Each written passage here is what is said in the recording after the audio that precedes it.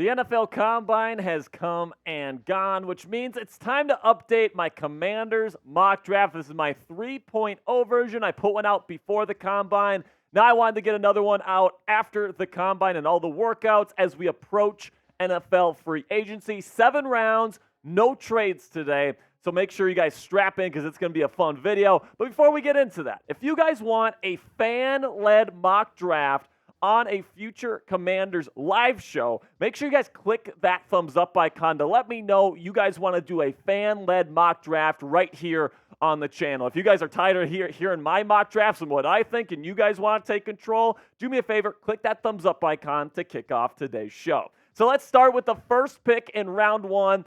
Pick number 2 overall, where I do believe, and I feel really good about this at this point in the process, that the Commanders are going to take quarterback out of North Carolina, Drake Maye. Here is Drake Maye at the NFL Combine talking about the instant connection he had with head coach Dan Quinn and the rest of the Commanders coaching staff.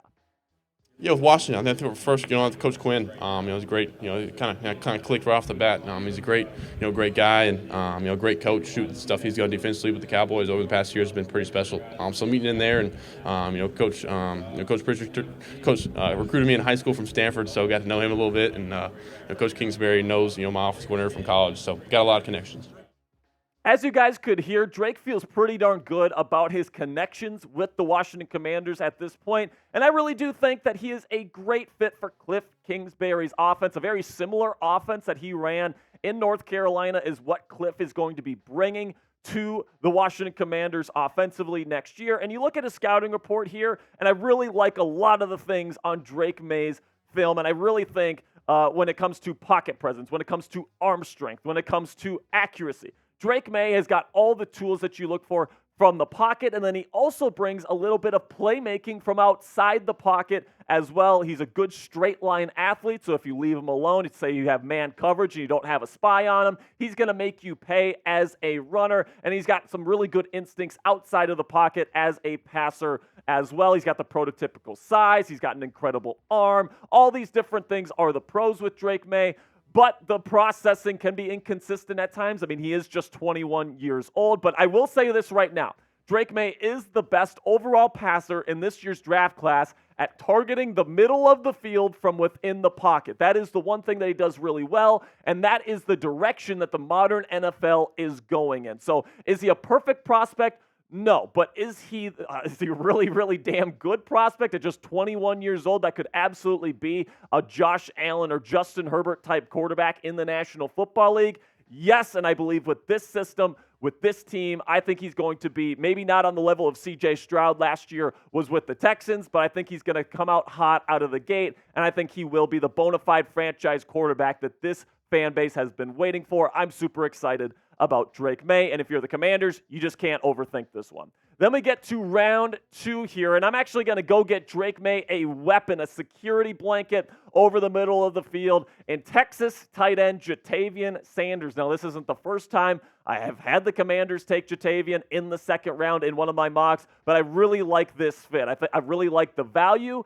because you look at the top 2 receiving tight ends in this year's draft class, and Brock Bowers and then Ja'Tavion Sanders. Sanders is kind of seen in kind of a lower light, even though I think they're pretty much neck and neck. I really like Brock Bowers, but I'm a big fan of Ja'Tavion Sanders as well. And I think here in round 2, that is an absolute steal. I think he's a perfect fit in Cliff Kingsbury's offense. And I think if you pair Ja'Tavion Sanders over the middle with Terry McLaurin and Jahan Dotson on the outside, and then who knows, maybe Curtis Samuel in the slot if they re-sign him in free agency. I think that's a really good collection of weapons for Drake Maye to take advantage of here, and I really don't think you're going to get a guy like Sanders at the tight end position later in this draft, so I'm pulling the trigger for him now. So what say you guys? Let me know down there in the comment section how you feel about taking a receiving threat tight end in round 2. Do you think it's too early to draft a tight end? Give me a yes or no for today's pinned comment. YouTube's going to throw you an ad break here in just a couple of seconds. When that happens, take advantage of that time by giving me a yes or no to today's pinned question.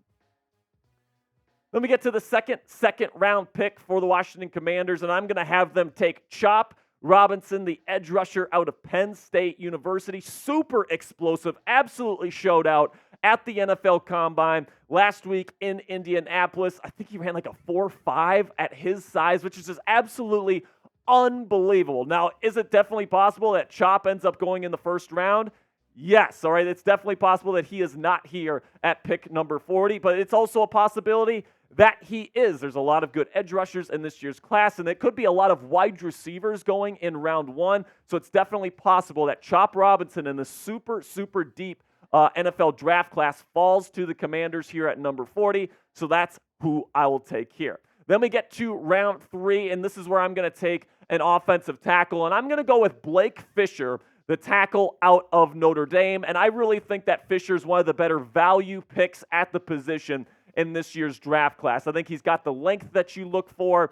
He's got the athleticism that you look for. I think he's got the hand placement that you look for in your franchise left tackle. Now, I do think he needs to fill out his frame a little bit more. I think he has to work on his anchor a little bit more, but those things are going to come when he gets into an NFL locker room and in an NFL weight room and he starts to fill out as he gets older. I think this guy is going to be a starting left tackle in this league someday. And if you can get him in round 3 at pick number 67, I think that is an absolute steal. Then we go offensive line yet again for the second third-round pick here at pick number 101. This is the Chase Young pick here from the San Francisco 49ers. I'm going to take a center, Bo Limmer. This would be the second year in a row that the Commanders take an Arkansas center in round 3. Last year it was Ricky Stromberg. Didn't really work out. Bo Limmer, I think, is a better overall prospect than Stromberg was, and I think he's stronger. I think that he's athletic. I think he's a starting capable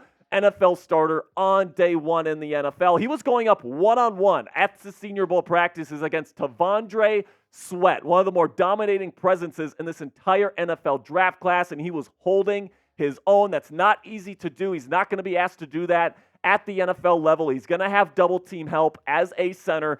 So I really like what Bo Limmer puts on his film, and I think he's one of the better value picks at the center position in this year's class. Now, coming up here on the Commanders Report, we'll get to the day 3 picks, rounds 4 through 7. I'm going to let you know some of my favorite sleepers in this year's NFL draft class when it comes to the Washington Commanders. But before I get into that, let's have a word from our sponsor here at Fanatics. And listen, man, the Dan Quinn era is just about to begin here in the nation's capital. And we all know that Dan Quinn's signature look is a backwards baseball cap, all right? So if you want to rock the Dan Quinn look in 2024, our friends at Fanatics have an awesome deal going on right now for their Washington Commanders baseball caps. You can check them out right now, chatsports.com/DQ. If you want to rock the DQ look in 2024, get yours before they're all gone. Go to chatsports.com/DQ to get this awesome baseball cap for the Washington Commanders in your closet today.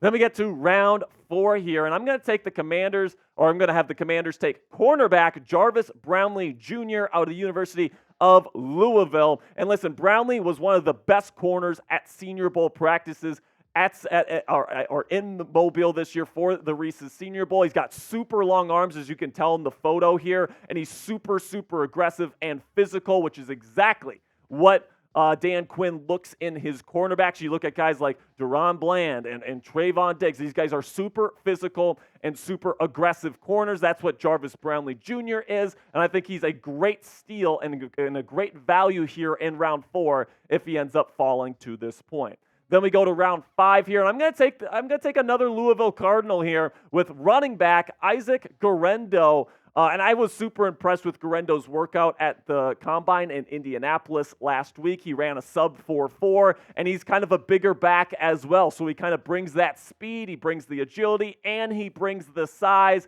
I think he's going to be one of the better risers in this year's running back class. And, you know, I'd much rather go out and get an Isaac Guerendo here in round 5 than take maybe a Trey Benson in round 3. So I think this is a great value, and I think he'd be a great addition to the running back room that already includes Brian Robinson Jr. and Chris Rodriguez Jr., who you took last year.